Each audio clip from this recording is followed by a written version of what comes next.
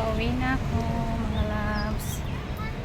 Punta na ako sa terminal ng bus. Ayan, pababa dyan.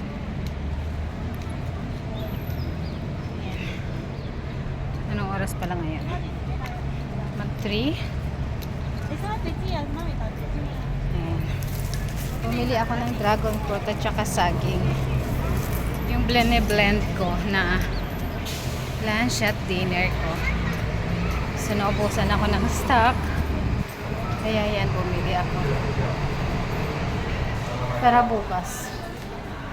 Yan. Nandyan yung bus. Shuttle bus. Nasasakyan ko. Mag-shuttle bus ako para free.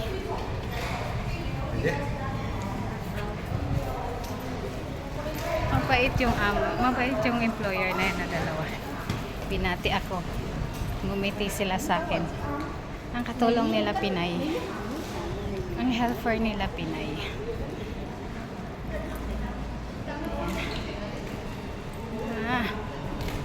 Yan guys, ako lang mag-isa dito nag-aantay ng bus.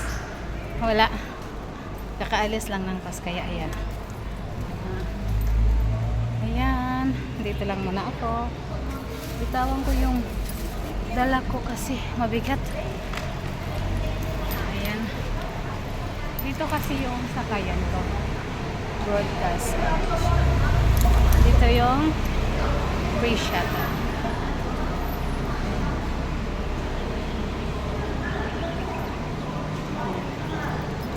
Uwi na lang ako. Doon na lang ako mahiga-higa. Nakapagod sa labas. Ayan. Dito naman mga minibus. Iba naman yung puntahan yan. Hindi yan papunta sa amin. Yung minibus pupunta sa amin doon sa kabilang iba, yun naman ang hirap maglakad, ang layo. So ayan.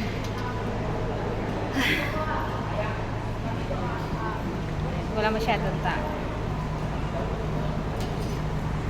Statutory lang naman kasi. So pag linggo ang dami ditong tao. So ayan. Ayan. Thank you for watching. See you next video. Bye.